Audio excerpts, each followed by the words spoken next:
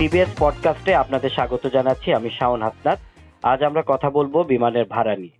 আর এ বিষয়ে কথা বলতে আমাদের সঙ্গে যোগ দিয়েছেন বাংলাদেশ ট্রাভেল এজেন্ট অ্যাসোসিয়েশনের সভাপতি আব্দুস সালাম আরেফ।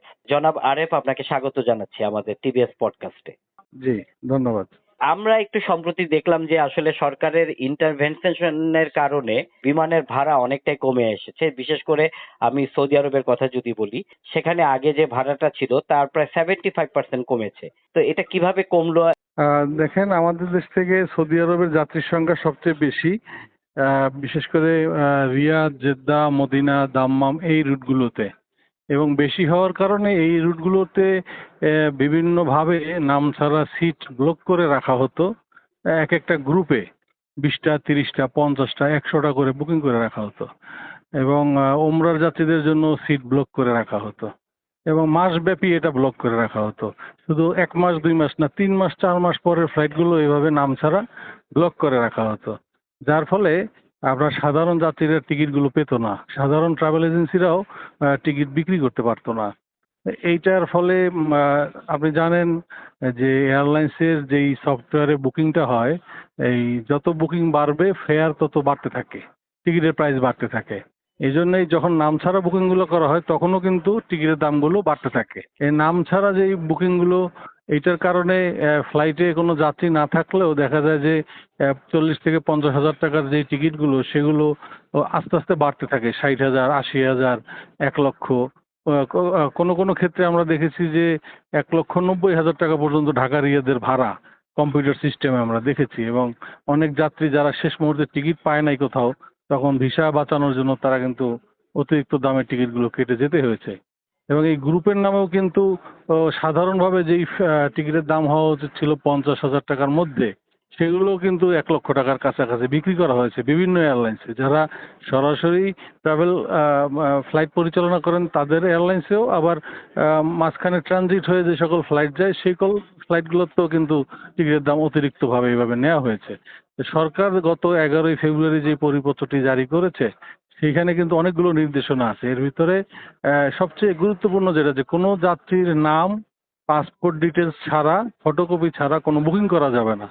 এই নির্দেশনার ফলে যত নাম ছাড়া বুকিং ছিল সেগুলো কিন্তু আর রাখার সুযোগ নাই, এবং নতুন যে যাত্রীরা বুকিং করবেন তারাও কিন্তু নাম ছাড়া ওই আগের মতো যে 40টা, 50টা, 100টা বুকিং করবে, সেটা কিন্তু এখন আর গভর্নমেন্টের অর্ডারের বাইরে গিয়ে কেউ করতে পারবে না।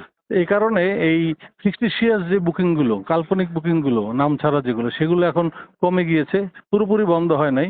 কিন্তু এই কমে যাওয়ার ফলে হয়েছে কি, মার্কেটে যে সাপ্লাই এবং ডিমান্ড, আগে তো সাপ্লাইটাকে ব্লক করে রাখা হইতো এই ব্লক সিট দিয়ে, এই সাপ্লাই এবং ডিমান্ডের ভারসাম্যটা ফিরে আসছে, এবং মার্কেটে একটা কম্পিটিশন তৈরি হয়েছে বিভিন্ন এয়ারলাইন্সের মধ্যে, যার ফলে আপনার এই টিকিটের দামগুলো কিন্তু এখন কমে গিয়েছে।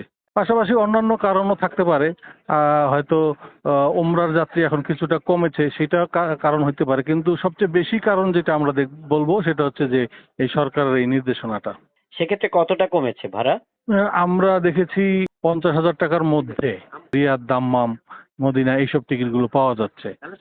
আর কোনো কোনো এয়ারলাইন্স, বিশেষ করে বাজেট এয়ারলাইন্স গুলো, আপনার 35 থেকে 40 হাজার টাকার মধ্যে কিন্তু এই রিয়াদ, দাম্মামের টিকিট বিক্রি করেছে, এখনো করছে। আবার আপনি যদি দেখেন ওমানের টিকিট, মাসকাট, আপনার চট্টগ্রাম থেকে মাসকাটের টিকিটের দাম 25, 29, 30 হাজার টাকায় নেমে এসেছে, এত কমে গিয়েছে। তো এইভাবে আপনার দুবাইয়ের টিকিটের দামও 35,000 টাকার মধ্যে, কুয়েতের টিকিটও আপনার 40,000 টাকার নিচে চলে আসছে। তো সব সেক্টরগুলোতে মিডল ইস্টের দাম কিন্তু অর্ধেকের চেয়ে কমে আসছে। তার মানে সরকারের ইন্টারভেনশনের কারণে এটা কমেছে। তো সেক্ষেত্রে একটা উচ্চ মূল্য যে একটা ভাড়া দেখা যেত, সেক্ষেত্রে কি কোনো সিন্ডিকেট এখানে জড়িত ছিল বা কাজ করতো? আমি যেটা আপনাকে বলেছি যে এই যত বুকিং হতে থাকে এয়ার টিকিটের প্রাইস তত বাড়তে থাকে। এই যে নাম ছাড়া যে বুকিং গুলো করা হতো, এইটার কারণে কিন্তু ফ্লাইটে ফুল না হইলেও ফিকটিশিয়াস বুকিং এর কারণে বা নাম ছাড়া বুকিং এর কারণে ফুল দেখাইতো। ফুল দেখাইলেই টিকিটের দামটা তখন বাড়তে থাকে এবং বেড়ে যায়।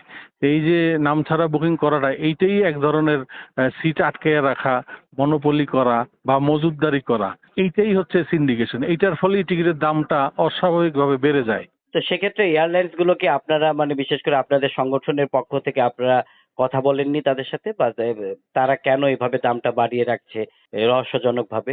দেখেন, আমরা তো ট্রাভেল এজেন্সি হচ্ছে এয়ারলাইন্সের প্রোডাক্ট সেল করি, তাদের agent. As a travel agent আমরা তাদেরকে এগুলো বললে কোনো লাভ হয় না, হবেও না, কারণ তারা তো আমাদের নির্দেশনায় চলে না, চলবেও না। তারা বাংলাদেশে ব্যবসা করে, ফ্লাইট পরিচালনা করে বাংলাদেশ সরকারের নির্দিষ্ট কিছু আইন কানুন বিধিবিধান মেনে। সেক্ষেত্রে তাদেরকে সরকারের কথা বলা, সরকারের নির্দেশনাই মেনে চলতে হয়। আমরা সরকারকে বলেছি যে এইখানে অতিরিক্ত দাম বেশি নেওয়া হচ্ছে টিকিটে, যেটা পার্শ্ববর্তী দেশের সাথে কম্পেয়ার করলে দেখা যায় যে ডাবলেরও বেশি। এই জায়গাটাতে সরকারের নজর দেওয়া উচিত এবং এখানে এই যে নামছাড়া বুকিং এটা বন্ধ করা উচিত। তাহলে এই টিকিট প্রাইসটা মানুষের ক্রয় সীমার মধ্যে চলে আসবে। এখন কিন্তু সেটা হয়েছে। ধরেন যখন ভাড়াটা বেড়ে গিয়েছিল অনেক মানে অস্বাভাবিকভাবে, তো সেক্ষেত্রে আপনাদের ব্যবসার কি অবস্থা ছিল ট্রাভেল এজেন্ট গুলো? আমরা আমরা দেশের মানুষের কাছে এক প্রকার খারাপ মনোভাব মানুষজন আমাদের উপরে পোষণ করতো যে ট্রাভেল এজেন্সি মানেই মনে হয় টিকিটের দাম নেয় বেশি, গলা কেটে টিকিটের দাম নেয়, অতিরিক্ত টাকা নেয়, অথবা আমরা বোধহয় খারাপ একটা শ্রেণীর ব্যবসায়ী, এই ধরনের একটা মনোভাব মানুষের মধ্যে জন্ম হয়েছে। কারণ এয়ারলাইন্সকে তো সরাসরি তো যাত্রীর কাছে এয়ারলাইন্স টিকিট বিক্রি করে খুবই কম, যেটা 1%-এরও নিচে। তো ট্রাভেল এজেন্সির মাধ্যমে যেহেতু টিকিট নিতে হয়, এই বাড়তি টাকা কেন, কিভাবে হচ্ছে, এই সব জবাবদিহিতা মানুষের কাছে আমাদেরই করতে হয়। মানুষকে এটা বিশ্বাস করানো অনেক ক্ষেত্রে কঠিন হয়ে যায়, আস্থাহীনতার একটা জায়গা থাকে। এই কারণে ট্রাভেল এজেন্সিদের উপরে মানুষজন কিন্তু কিছুটা বিরক্তও ছিল। এখন কিন্তু এটা মোটামুটি বোঝাই যাচ্ছে যে আসলে এয়ারলাইন্সই টিকিটের দামটা নিয়ন্ত্রণ করে। তাদের এই প্রোডাক্ট, তারাই ভাড়া নির্ধারণ করে এবং তাদের পলিসি অনুযায়ী ট্রাভেল এজেন্সি চলতে বাধ্য থাকে। তো অবস্থার উত্তরণের ফলে যাত্রীদের মনোভাব এখন কেমন এবং ট্রাভেল এজেন্টদের প্রতি তাদের আস্থাটা কি অনেকটাই ফিরে এসেছে?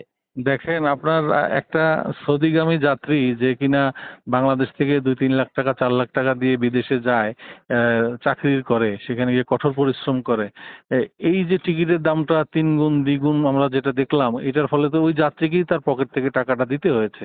এমনও হয়েছে ফ্লাইটের আগের দিন যখন তারা পাসপোর্ট টিকিট ডেলিভারি নিতে ঢাকাতে আসে, তখন দেখা যায় যে এই যে বাড়তি টাকা তো তারা জানতো না বা আনে নাই।